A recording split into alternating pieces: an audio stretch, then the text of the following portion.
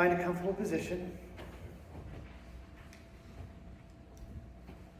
Rest your hands and your feet. Rest your shoulders and neck. Take a deep breath and be at ease.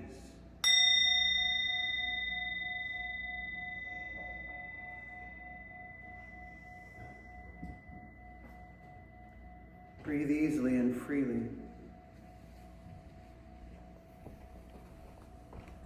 Find yourselves relaxing comfortably into your seat. Feel your feet where they come in contact with the floor. And imagine the soil not so far beneath them. Imagine how that soil spreads outward in all directions, forming the crust of the earth upon which we stand. Hidden in spots too numerous to count throughout this entire planet are seeds. Seeds of potential. Seeds of nourishment. Seeds of health, prosperity, and healing. Deep, profound healing. Imagine one of those seeds now. Connect yourself to it. Whether it's an acorn in the forest, or a seed of a fern buried beneath sands waiting for the rains to fall.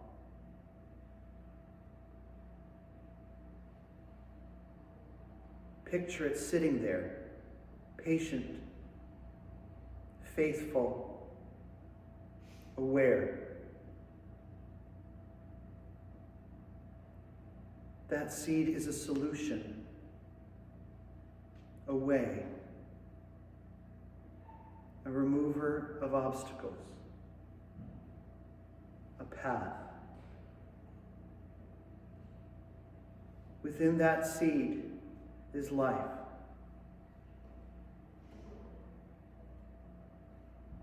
Be the light for that seed right now.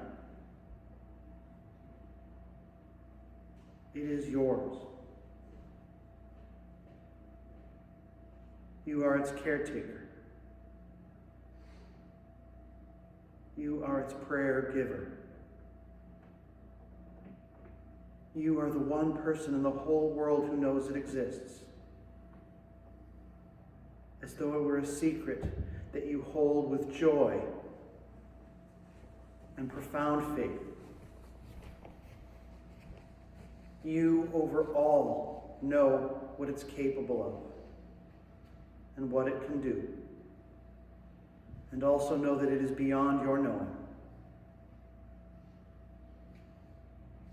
Send your love and light to that seed, that when it reaches its moment of growth, its abundance will cover the earth and bring peace. Take one final breath and return.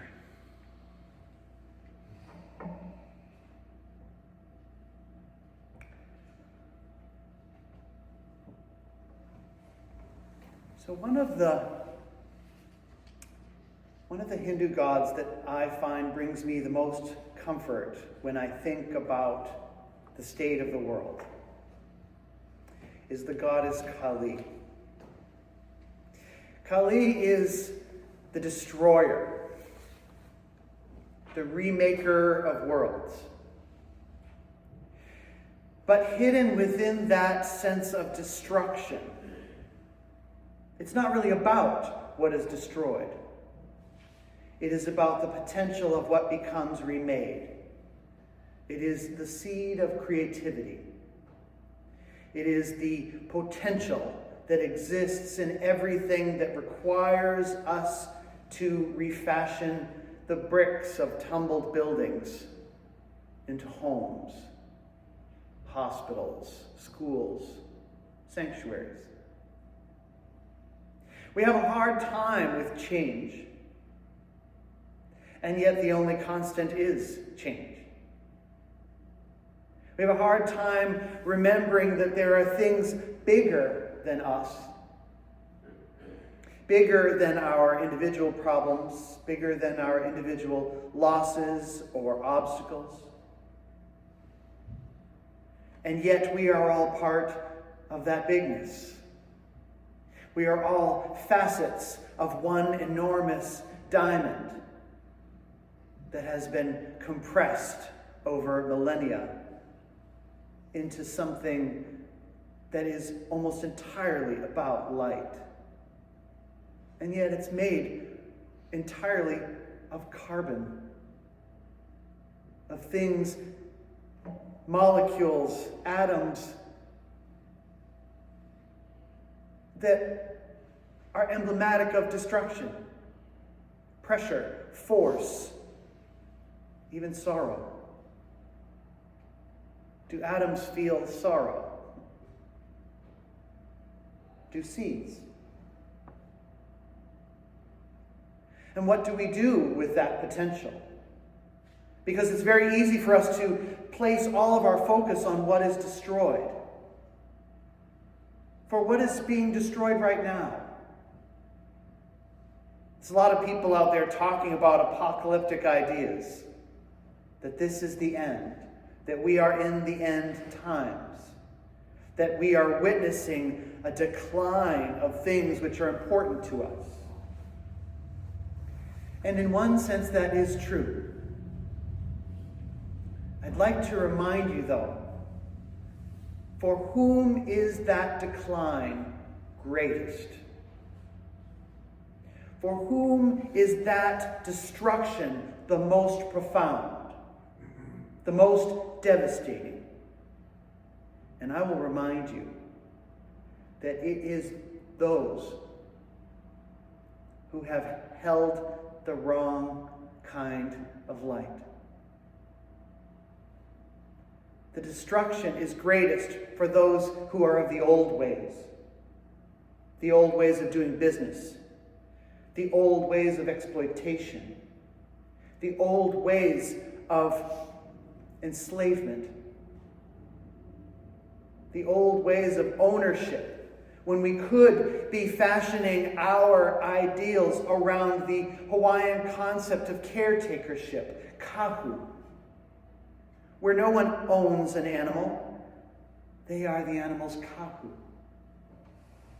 What is required in this world to be ended in order for us to switch from a sense of ownership and entitlement to kahu? To recognizing that we are caretakers, not owners. To recognizing that sometimes things need to be broken down in order for them to be built with love. That some seeds germinate only in the presence of fire. And without them, that life sits there as potential, waiting. And then what of us and our own light? What exists in us? What is projected from us? Do our thoughts end at the surface of our skin? Or do they extend farther than our physical bodies? Do prayers go somewhere? Does our energy penetrate something? When someone does Reiki on us, does something actually happen? You know, our friend Erin DeCoste here in this church, though she's not here today, she is a Reiki master. And Jamie's and my friend Peter, who passed this summer, she came and visited him at the Highlands. And he was having a little bit of a bad day. And she did Reiki on him for like an hour. And I'll tell you, I've wondered whether or not Reiki is real. I mean, I believe that these types of things exist, but I don't always know that the person who's claiming to be able to do them can actually do them. But Peter was sitting on the edge of the bed, and she was sitting behind him. They couldn't see each other's eyes, but I could see both of them. And she ran her hand down his back, and all of a sudden, both their eyes went poof. That they both felt something at the same time. And that was the moment when my doubt about Reiki ended. Because there was no way they could have communicated that or made that a thing. She didn't make a motion. She was just doing the same kind of thing that she had been doing. And all of a sudden, both of them went, that was something. He felt better after that. But more importantly, it told me that there is something there that extends outward from us. Something that gives us the power to bless. That somehow contributes prayer into a soup of consciousness that we may not have textbooks that explain it to us. Or that we might doubt what we read. But that are nonetheless real. The holiday of Diwali is about light conquering darkness. We cannot understand, appreciate, or know light until we have been in the dark. All that needs to happen within us is courage to know that the darkness will end. That this long night of the soul will end. That we might not see it in our lifetime, but that we can have faith that it will. That when hundreds upon thousands upon millions of people stand outside with signs saying no more darkness, does that thought, that energy, that radiance, does it go somewhere? Does it make someone's eyes pop? Yes. I have all faith that it does. And that everybody in this room has that within them. Whether we use it or not, whether we understand it or not, whether we know the mechanics of it, I do not know how my car works, but I can drive it. And I can drive it into a tree, or I can drive it into a drive-in movie theater. And there's light there, telling us stories, telling us who we are, helping us see ourselves in the stories of our world, reminding us, encouraging us, nudging us into a future that we have already decided we want, a future that we've already planted, and that we only have to get out of the way of its growth, because we've already done the deed. Up here are not only seeds that will find their way into our wildflower garden for next year, but also the seeds of our garlic harvest for next year. The seeds of prosperity for this church. The seeds of hope, of nourishment, of health, of vibrancy, of color. Literally, light made into something useful. And for a moment, I want you to close your eyes, and I want you to picture these seeds up here. Picture all of the things right here that will grow on that grass out there, that will rest through the dark night of this winter, and remind us in the spring just what is possible when we give intention to the earth and to one another and to the future that we insist upon. It is always up to us. And that power that we have within us that was proven to me that day with my friends Peter and Aaron, that it extend outward from us into what is before us. and that they exist in the world this spring as proof of the cycle of life that operates with or without our understanding, with or without our knowledge, with or without our sight, because these things will grow whether we are here or not to witness them, because love always moves forward.